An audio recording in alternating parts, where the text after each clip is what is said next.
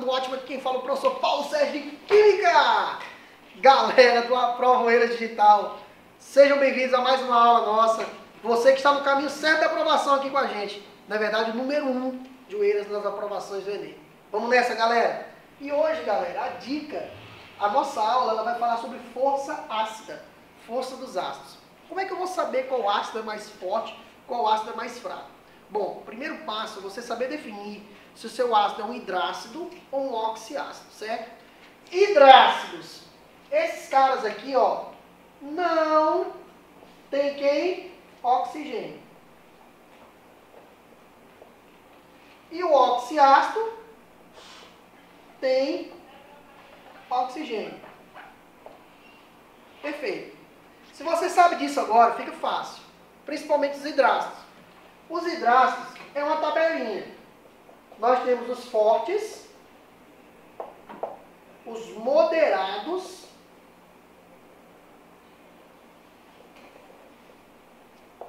e os fracos. Os fortes é quando você tem o hidrogênio do ácido ligado à família 7A, certo? Vou ajeitar aqui o sinalzinho de mais. O hidrogênio ligado à família 7A, só que tem uma exceção. A família 7A, a exceção dela vai ser o flúor. E o flúor está aqui no moderado, o HF. É o único ácido moderado, que é um hidrácido. E os demais são fracos. Então, recapitulando, hidrácido, quando é que você quer forte? Hidrogênio ligado ao elemento da família 7A, com exceção do ácido fluorídrico, que vai ser moderado. Os demais são fracos. Professor, dá um exemplo de demais aqui, professor. De hidrácido. HCN, H2S, beleza? Então, vamos lá. E os oxiácidos, professor? Como é que eu faço para saber quem é forte, quem é fraco e quem é moderado? É simples. Você vai pegar o número de oxigênio menos o número de H+, certo? E aí você vai seguir uma legenda. A legenda é a seguinte. Legenda. Você tem 0, 1, 2 e 3. 0 é fraco. Só ajeitar aqui, galera. 1 é moderado. 2 é forte. E 3, muito forte. Olha só, vamos fazer alguns exemplos aqui para vocês entenderem o que eu estou falando. Por exemplo, vamos pegar um oxiácido aqui como um ácido sulfúrico. H2SO4. Como é que foi que eu disse para vocês que a gente faz? Pega o número de oxigênios e diminui do número de hidrogênios ionizáveis, o H+. Então, quantos oxigênios eu tenho nessa molécula? 4. Menos. Quantos hidrogênios? 2. 4 menos 2 é igual a 2. Olha só. O 2 da nossa tabelinha aqui significa que esse ácido é classificado como o que, galera? Como forte. Show! Então esse ácido ele é forte. Agora vamos ver um segundo caso. Vamos ver o H3PO4. Esse cara aqui é o ácido fosfórico. Perfeito? É o ácido que é encontrado lá nos refrigerantes do tipo cola. Perfeito? Vamos lá, como é que eu faço aqui, gente? Número de oxigênios menos o número de hidrogênios ionizáveis, H+. 4 oxigênios, perfeito? 4 oxigênios menos número de hidrogênios, 3. E isso daqui vai dar quanto essa subtração? Vai dar 1, galerinha. Olha só. Quando é 1, significa que o meu ácido é o quê? Moderado, né? Então, esse ácido aqui ele é classificado como moderado. Show demais, galera. E assim vai. Basta você descobrir primeiro. É um oxiácido ou um hidrácido? Olha, se não tem oxigênio e hidrácido, você segue essa regra. Se tiver oxigênio, é um oxiácido, você segue essa segunda regra. Beleza? Galera, continue assistindo as nossas aulas, que você vai conseguir arrebentar e você vai conseguir chegar na tão sonhada vaga do vestibular. Beleza? Muito obrigado pela atenção, muito obrigado pela audiência. Vamos com a gente para a aprovação. Aprova Oeiras Digital.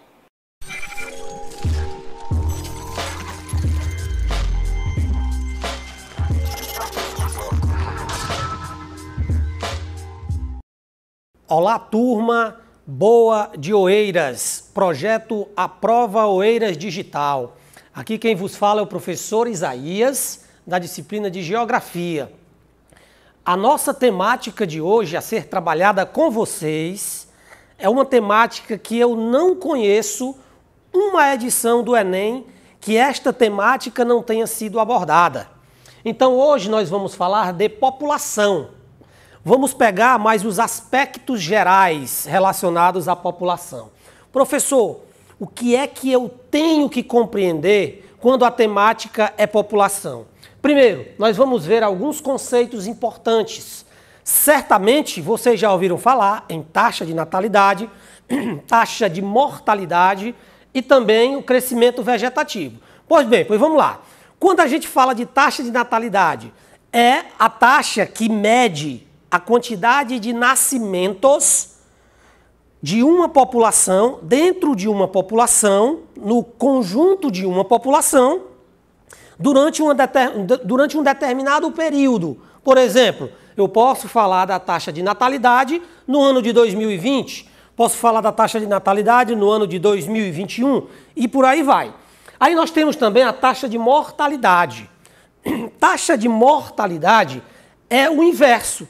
É o percentual, é o número médio de óbitos que uma população apresenta no seu conjunto. Também por igual período, pode ser o período de um ano. Beleza, mas nós também temos um conceito que ele vai englobar, ele vai fazer referência à diferença entre os dois conceitos anteriores. Professor, então quer dizer que o crescimento vegetativo, o que é? É a diferença entre taxa de natalidade e taxa de mortalidade. Beleza, captei, tudo bacana. Mas professor, como é que isso aqui se apresenta no Enem? Vamos lá. Vem comigo, aluno, vem comigo, estudante do Aprova Oeiras Digital. Presta bem atenção aqui, ó. Se uma população de um determinado país apresenta uma taxa de natalidade elevada, o que você, estudante, você pode concluir? Que as condições socioeconômicas desse determinado país, as condições socioeconômicas, elas não são tão boas. Por quê? Porque as taxas de natalidade são elevadas. Isso significa dizer, por exemplo, que a mulher não está plenamente inserida no mercado de trabalho. Isso significa dizer que as condições gerais de conhecimento, de acesso à informação, acesso a programas de prevenção de gravidez, isso significa que esses aspectos, esses indicadores não são satisfatórios. Beleza, professor? Estou entendendo. Então, show de bola. Pois vem para cá, nosso aluno, nosso estudante, aprova Oeiras Digital. E a mortalidade, professor Isaías? Elevados índices de mortalidade significa dizer, por exemplo, que as condições médico-sanitárias em um país não são condições ideais, não são boas as condições. Isso reflete diretamente no crescimento vegetativo, que é, repito, é a diferença entre taxa de natalidade e taxa de mortalidade. Até aí tudo tranquilo? Então agora vamos aqui, ó. Vamos cá, vem para cá, vem comigo, ó. Agora nós vamos abordar um pouco sobre teorias populacionais. Professor, eu já ouvi, eu já li alguma coisa sobre isso, mas não ficou tão claro. Então vamos para cá, presta bem atenção. A primeira teoria a ser abordada é a teoria malthusiana. O que é que essa teoria malthusiana, ela vem a te passar? Primeiro, a teoria malthusiana, ela é uma teoria que ela propõe ideias que são bem polêmicas. Por exemplo, a teoria malthusiana prega que determinadas pestes, determinadas doenças, grandes guerras, elas são maus, aspas, são maus necessários para que haja um controle do crescimento populacional. Segundo a teoria malthusiana, um crescimento populacional elevado impede com que os países, com que uma nação, ela venha a se desenvolver. O mais polêmico, essa é uma dica matadora, presta atenção, isso é para você do Aprova Oeiras Digital. O ponto mais polêmico dessa teoria é a famosa sujeição moral. A teoria malthusiana pregava que as pessoas só deveriam iniciar a sua vida sexual ativa depois do casamento. Veja bem, já essa outra teoria, como você está vendo aí, ó, neomalthusiana. A teoria neomalthusiana, ela é uma reinvenção da teoria de Malthus. Qual é a diferença básica, professor? E isso é só para você do Aprova Oeiras Digital. A diferença é o mecanismo de controle.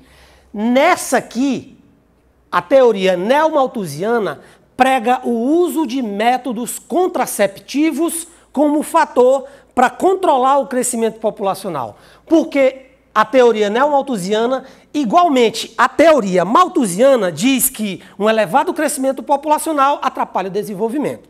Já essa outra teoria reformista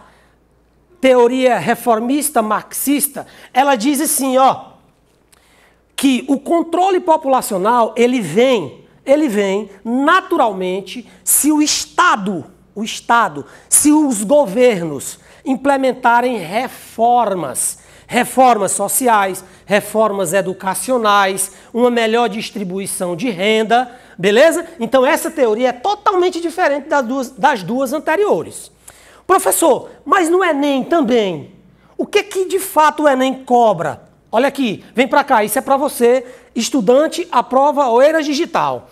Primeiro nós temos algumas tendências, que são tendências atuais, quando a gente vai falar de população. Por exemplo, no mundo hoje está havendo uma tendência de redução na taxa de natalidade. Por que, professor, que há essa tendência? Primeiro, o mundo hoje já é urbanizado. As pessoas já vivem, em sua grande maioria, nas cidades. E o custo de vida nas cidades, hoje, é bem maior. O custo de vida é elevado, então as pessoas não têm tantos filhos. Beleza? Outra tendência atual, redução da taxa de fecundidade. A taxa de fecundidade tem a ver diretamente com a mudança do papel da mulher. Hoje as mulheres estão plenamente inseridas no mercado de trabalho. Então, professor, mas o que é fecundidade mesmo? É o número médio de filhos por mulher. Então, se as mulheres estão mais inseridas no mercado de trabalho, isso reduz a quantidade de filhos por mulher. Então, redução da taxa de fecundidade. Outra tendência, as pessoas estão vivendo mais. No mundo, as pessoas estão vivendo mais. O aumento ou a elevação da expectativa de vida. Isso tem levado a um envelhecimento populacional. Se você for analisar alguns quadros, por exemplo, a Europa tem uma quantidade de pessoas da melhor idade muito grande. Isso é uma tendência. No Brasil, hoje, a expectativa de vida já gira em torno de 75 a 77 anos. Tá certo? Beleza? Então, um abraço do professor Isaías, estudante Aprova Oeiras Digital. Enem Aprova Oeiras Digital. Nós estamos juntos. Um forte abraço.